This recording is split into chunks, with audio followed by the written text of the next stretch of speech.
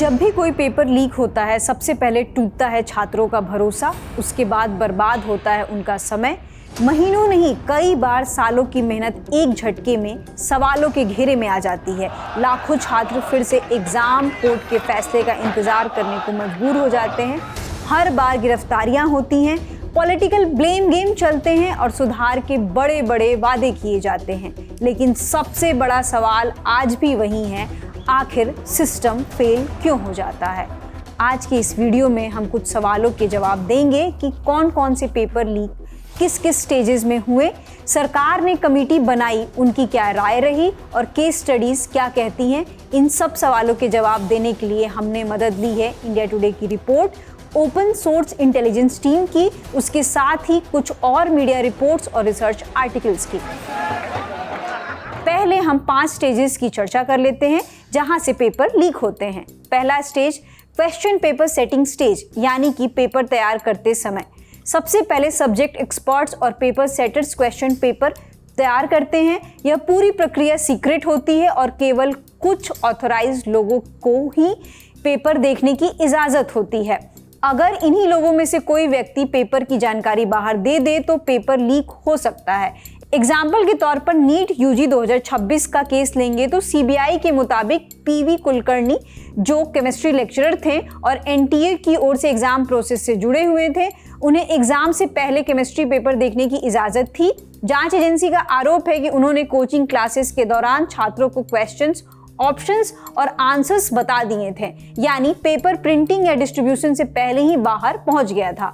इन सब से यही मतलब निकलता है कि अगर किसी इनसाइडर के पास पेपर का एक्सेस है और वहीं उसे लीक कर दे तो केवल इंक्रिप्शन, डिजिटल सिक्योरिटी से पेपर लीक नहीं रोका जा सकता। दूसरा स्टेज प्रिंटिंग स्टेज, यानी कि क्वेश्चन पेपर छापने के दौरान क्वेश्चन पेपर तैयार होने के बाद उसे हाई सिक्योरिटी प्रिंटिंग प्रेस में छापा जाता है। रिपोर्ट के मुताबिक यही सबसे कमजोर स्टेज साबित हुई। इंडिया टुडे की जांच में शामिल 17 मामलों में से 5 मामलों में प्रिंटिंग प्रेस से ही पेपर लीक हुआ। जो सबसे अधिक है Bihar SSC inter level examination 2017, Gujarat head clerk recruitment 2020, UK PSC recruitment 2022, UP PSC RO ARO examination 2024। इन मामलों में जांच एजेंसियों ने पाया कि क्वेश्चन पेपर डिस्ट्रीब्यूशन से पहले ही प्रिंटिंग फैसिलिटी से बाहर चला गया। मतलब प्रिंटिंग प्रेस में काम करने वाले कर्मचारियों, प्रिंटिंग प्रोसेस और सिक्योरिटी सिस्टम पर सबसे ज्यादा निगरानी की जरूरत है। अगर यहाँ सुरक्षा कमजोर हुई तो पूरा एग्जाम इम्पैक्ट हो सकता है। तीसरा ट्रांसपोर्टेशन एंड स्टोरेज स्टेज, यानी कि पेपर भेजने और सुरक्षित रखने के दौरान प्रिंटिंग के बाद क्वेश्चन पेपर्स को सील करके बॉक्सेस में रखा जाता है, फिर उन्हें वेयर हाउसेस, स्ट्रॉन्ग रूम्स और एग्जाम सेंटर्स तक भेजा जाता है। अगर इस दौरान किसी को पेपर की मूवमेंट की जानकारी मिल जाए या स्टोरेज की सुरक्षा कमजोर हो तो लीक हो सकता है। अगर इसका एग्जाम्पल देखा जाए तो यूपी पुलिस कांस्टेबल रिक्रूटमेंट 2024 का एग्जाम, जिसके जांच में पता चला कि क्वेश्चन पेपर्स को डिस्पैच से पहले ट्रांसपोर्ट कॉर्पोरेशन ऑफ इंडिया के वेयर हाउस में रखा गया था। इन्फोर्समेंट डायरेक्टोरेट यानी कि ईडी का आरोप था कि इसी दौरान कुछ लोगों ने पेपर लीक करने की साजिश रची। अगर इस मामले में देखा जाए तो पेपर केवल प्रिंटिंग प्रेस में ही नहीं बल्कि ट्रांसपोर्ट और स्टोरेज के दौरान भी पूरी सुरक्षा की जरूरत होती है। चौथा एग्जामिनेशन सेंटर स्टेज, यानी कि परीक्षा केंद्र पर क्वेश्चन पेपर एग्जाम सेंटर तक सुरक्षित पहुंच जाता है, लेकिन एग्जाम शुरू होने से पहले भी लीक हो सकता है। अगर सेंटर स्टाफ, प्रिंसिपल या इन्विजिलेटर नियमों का पालन न करे तो पेपर बाहर जा सकता है। आपको 67th बीपीएससी पेपर लीक याद होगा, जिसमें आरोप था कि एग्जाम सेंटर के प्रिंसिपल ने सील खोलने के बाद क्वेश्चन पेपर स्कैन करके बाहर भेज दिया था। मतलब पेपर एग्जाम सेंटर तक पहुंच जाना ही काफी नहीं होता है, एग्जाम शुरू होने तक उसकी सुरक्षा उतनी ही जरूरी है। पांचवा exam hall and computer based test, यानी कि सीबीटी स्टेज। कई बार एग्जाम शुरू होने के बाद भी टेक्नोलॉजी या नकल के जरिए पेपर लीक या एग्जाम फ्रॉड हो सकता है।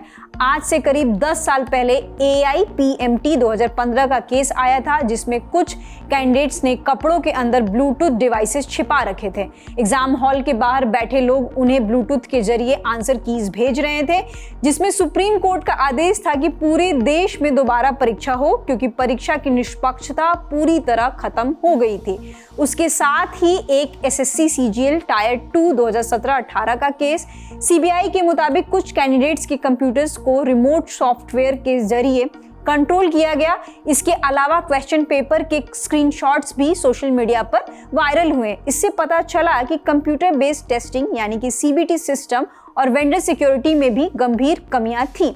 देखा जाए तो ऑनलाइन एग्जाम हो या ऑफलाइन, दोनों में डिजिटल सिक्योरिटी, डिवाइस मॉनिटरिंग और साइबर सिक्योरिटी बेहद जरूरी है। पेपर लीक मामलों में हमने एक केस स्टडी का रेफरेंस लिया है। फ्रंटलाइन द हिंदू में एक आर्टिकल छपा, शीर्षक था what Turkey's exam leak scandal means for India's NEET crisis, जिसमें तुर्की के पेपर लीक स्कैंडल का केस स्टडी है।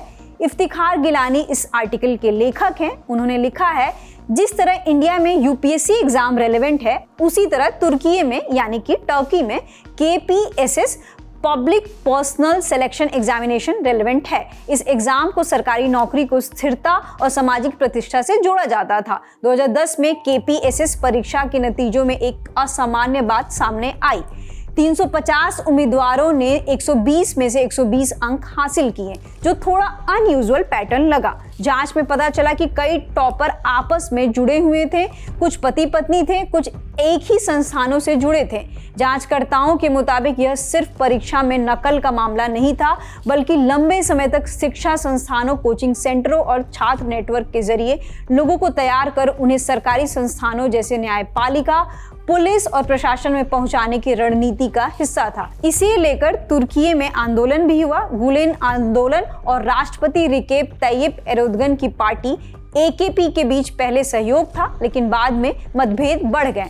ओवरऑल अगर तुर्की का केस देखेंगे तो कॉम्पिटिटिव एग्जाम्स में पेपर लीक केवल करप्शन का मामला नहीं हो सकता, बल्कि अगर कोई प्लान नेटवर्क लंबे समय तक एग्जामिनेशन सिस्टम को इम्पैक्ट कर रहे हैं तो ये इंस्टीट्यूशन की निष्पक्षता और देश के डेमोक्रेटिक सिस्टम पर सवाल उठाता है। तुर्की की तरह भारत में भी पेपर लीक के मामले आते रहते हैं, कभी सरकार के सिस्टम पर, तो कभी वेंडर पर, तो कभी खुद एस्पिरेंट्स पर भी सवाल उठते रहे हैं। अभी हाल ही में JPSC का मामला देख लीजिए, जिसमें OMR शीट में गड़बड़ियां, पैसे लेकर पोस्ट देने का आरोप लगे हैं, पर तुर्की मामले जैसी किसी प्लान राजनीतिक साजिश का प्रमाण भारत में स्टैब्लिश नहीं हो पाया है। तो दोनों केसेस में हमें लीक और आंदोलन के मामले में सिमिलैरिटीज मिल सकती है, पर एक प्लान्ड पॉलिटिकल कॉन्स्पिरेसी कहने में थोड़ी सावधानी बरतनी चाहिए। अब इस पूरे मामले में हम सरकार का पक्ष जान लेते हैं। आप सभी को पता है कि पेपर लीक के मुद्दे को लेकर कॉकरोच जनता पार्टी के बैनर तले दिल्ली के जंतर मंतर पर लगभग 1 महीना प्रोटेस्ट चला। नतीजन शिक्षा मंत्री को इस्तीफा देना पड़ा। उसके अलावा सरकार ने Nandan Nilekani high powered committee 2026 बनाई, जिसका एम टेक्नोलॉजी और एडमिनिस्ट्रेटिव रिफॉर्म्स के जरिए पेपर लीक रोकने के नए उपाय सुझाना है। अगर हम पास्ट का एग्जाम्पल देखेंगे तो साल 2024 में डॉक्टर के राधाकृष्णन कमेटी बनाई गई। कमेटी ने 101 सुझाव दिए, जिनमें प्रश्न पत्र तैयार करने, printing, safe transport, online exams, परीक्षाओं एजेंसियों की निगरानी और पारदर्शिता बढ़ाने पर जोर दिया गया। इनमें से कई सुझाव लागू किए जा चुके हैं, कुछ पर अभी भी काम चल रहा है। इसके साथ ही public examination prevention of unfair means act 2024 बनाया गया और हाल ही में 2026 में इसे और सख्त करने के लिए संशोधन विधेयक भी पेश किया गया है। तो ये रहे सरकार के कुछ कदम। फिलहाल ये कुछ पेपर लीक के स्टेजेस को हमने डिफरेंट स्टडीज के जरिए आइडेंटिफाई करने की कोशिश की है। सरकार की भी स्ट्रेटजी बताए हैं। आप इस मुद्दे पर क्या सोचते हैं? आप अपनी राय हमें कमेंट सेक्शन में बता सकते हैं। शुक्रिया।